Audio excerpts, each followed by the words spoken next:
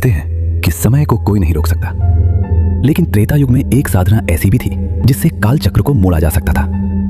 देवताओं ने इसे काल चक्र अनुष्ठान कहा, एक ऐसा अनुष्ठान जो मृत्यु और जीवन के बीच की दीवार को गिरा सकता था। लेकिन जिसने भी इसे करने का प्रयास किया वो या तो समय में कहीं खो गया या फिर वो बन गया जो इस दुनिया में रहने योग्य नहीं था।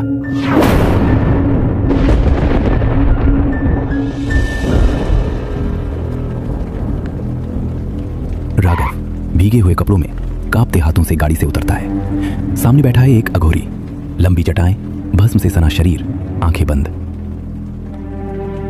मैंने सुना है आप मृत आत्माओं को वापस बुला सकते हैं। मृत को वापस बुलाना आसान नहीं है। तुमने किसे खोया है? मेरी पत्नी सुमन पिछले महीने एक हादसे में चली गई। मैं उसे वापस चाहता हूं। समय का पहिया एक बार घूम जाए तो उसे पीछे मोड़ना विधि के विरुद्ध है। लेकिन क्या? काल चक्र अनुष्ठान। यह अनुष्ठान इतना प्राचीन है कि इसे करने वाला स्वयं काल के गाल में समा सकता है। तुम्हें 12 रातें शमशान में बितानी होंगी। हर रात तुम एक अलग समय में जाओगे। अगर तुम अंतिम रात तक जीवित रहे तो तुम्हारी पत्नी लौट सकती है, पर एक शर्त होगी। मैं हर शर्त मानने को तैयार हूं। तो कल रात से अनुष्ठान आरंभ होगा। राघव और सुमन की कहानी किसी आम जोड़े जैसी थी, लेकिन उनके बीच जो प्रेम था वो किसी भी आम प्रेम से कहीं अधिक गहरा था। सुमन उसकी दुनिया थी, उसकी हर सांस की वजह। वे एक दूसरे के बिना एक पल भी नहीं रह सकते थे। एक हल्की बारिश वाली शाम सुमन बालकनी में खड़ी थी। राघव पीछे से आकर उसे बाहों में भर लेता है। राघव, ये क्या कर रहे हो? कोई देख लेगा। तो क्या हुआ? पूरी दुनिया को पता चलना चाहिए कि मैं तुमसे कितना प्यार करता हूँ। अच्छा, और कितना प्यार करते हो? अगर कभी तुम्हें कुछ हो गया तो मैं जी नहीं पाऊंगा। पागल, ऐसा कभी मत कहना। आप नहीं जानते, मैं सुमन के बिना नहीं रह सकता। वो मेरी दुनिया थी। उसकी हंसी, उसकी बातें, उसकी आवाज, सब कुछ अभी खाली सन्नाटे में बदल गया है। प्रेम गहरी शक्ति है, लेकिन क्या तुम जानते हो कि तुम क्या मांग रहे हो? हाँ, मुझे पता है। मैं जानता हूं कि प्रकृति के नियम से छेड़छाड़ कर रहा हूं, लेकिन मेरे लिए सुमन के बिना जीवन और मृत्यु में कोई अंतर नहीं है। अघोरी एक पल के लिए शांत हो जाता है और चिता की आग में कुछ भस्म डालता है। आग की लपटें अचानक तेज हो जाती हैं, जैसे कोई छाया उनमें से निकलने की कोशिश कर रही हो। अगर तुम सच में तैयार हो तो सुनो, ये कोई साधारण अनुष्ठान नहीं है। हर रात तुम्हें समय की धारा में उतरना होगा। जो तुम देखोगे वो सिर्फ भूतकाल नहीं होगा, बल्कि भविष्य भी हो सकता है। क्या तुम हर सच को स्वीकार कर सकोगे? सच? कभी कभी जो सत्य हमें नहीं पता होता वो हमारी आत्मा को सबसे अधिक डराता है। क्या तुम इस अनुष्ठान को पूरा कर सकोगे, चाहे इसका परिणाम कुछ भी हो? राघव एक पल के लिए सोचता है, फिर उसकी आंखों में वही पुरानी चमक लौट आती है, सुमन को वापस पाने की लालसा। मैं कुछ भी सहन करने को तैयार हूं।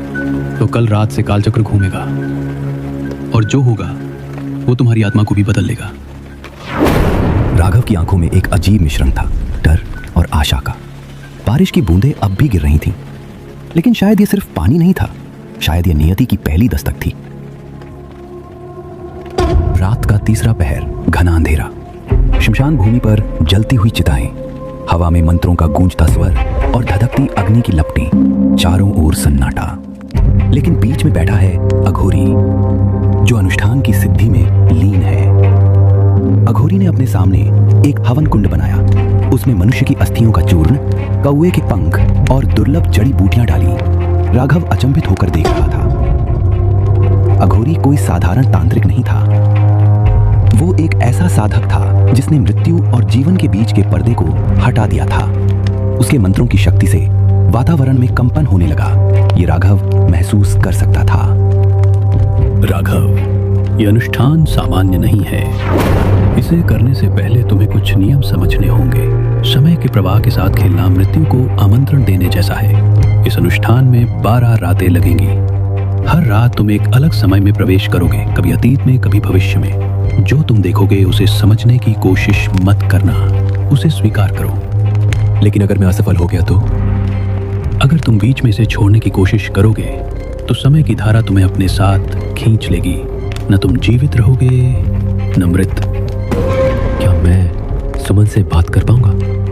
शायद, लेकिन याद रखो, जो वापस आता है वो वही नहीं रहता। अगर सुमन लौटी भी तो क्या वो सच में वही होगी जिसे तुमने खोया था? मैं हर परिणाम के लिए तैयार हूं। तो अनुष्ठान आरंभ होता है। अघोरी ने अपने कटे हुए अंगूठे से रक्त की कुछ बूंदें अग्नि में डाली। मंत्रों का उच्चारण तीव्र हो गया। अग्नि भयंकर रूप से लहराने लगी। अनुष्ठान की पहली रात। राघव की आंखें अचानक खुलती है। वो किसी पुराने महल में खड़ा है। चारों ओर धूल और जर्जर दीवारें। अचानक एक हल्की हंसी गूंजती है। सुमन की हंसी। सुमन, क्या तुम हो? वह आगे बढ़ता है। उसके सामने एक पुराना आईना रखा है।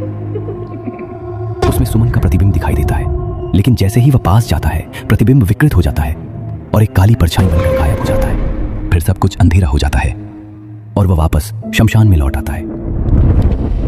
ये क्या था? यह समय की पहली परत थी। यह बस शुरुआत थी।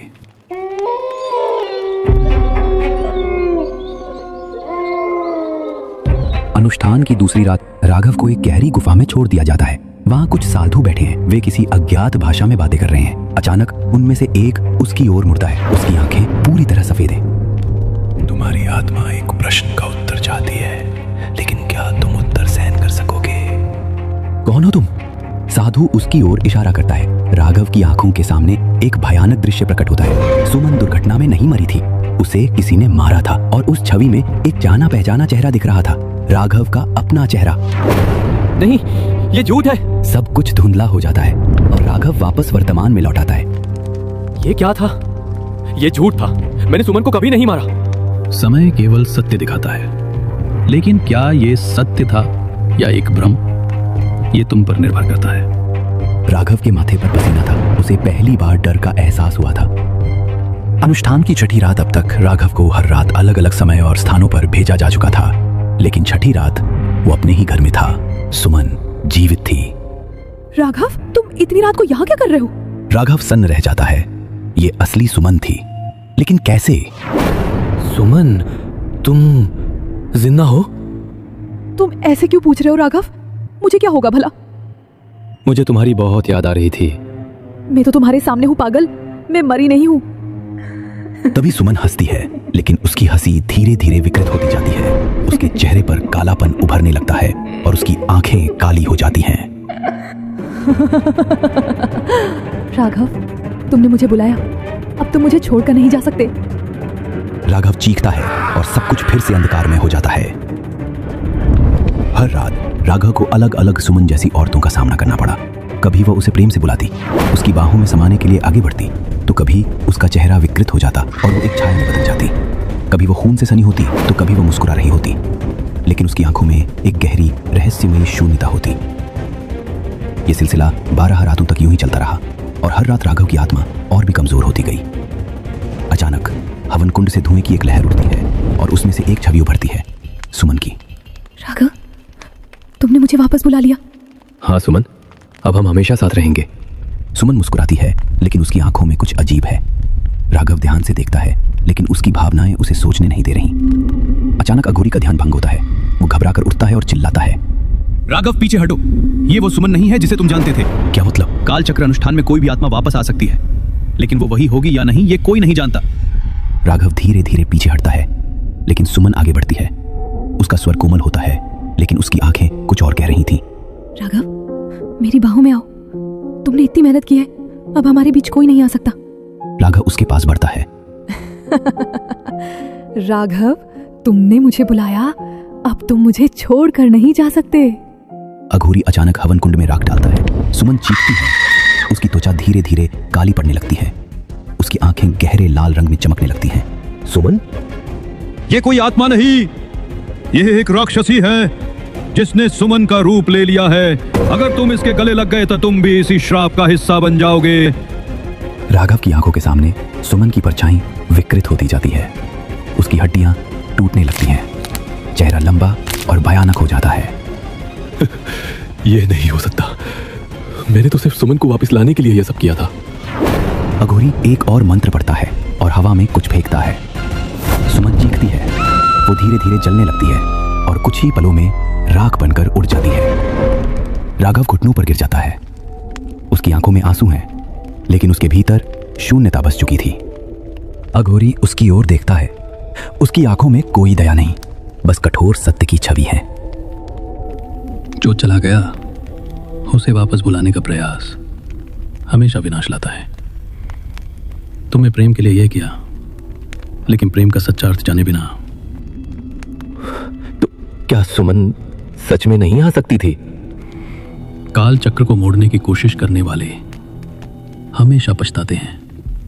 मृत्यु और जीवन का संतुलन बना रहना चाहिए। राघव अपने चारों ओर देखता है। शमशान की जलती हुई चिताएं अब भी उतनी ही शांत थीं, जैसे कुछ हुआ ही ना हो। लेकिन उसके भीतर सब कुछ खत्म हो चुका था। मृत्यु एक अटल सत्य है, एक पवित्र संतुलन जिसे प्रेम भी नहीं तोड़ सकता।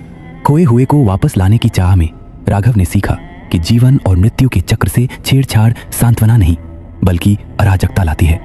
सच्चा प्रेम शरीर से नहीं, एहसास से होता है, जो हमारे दिल में हमेशा के लिए बसता है।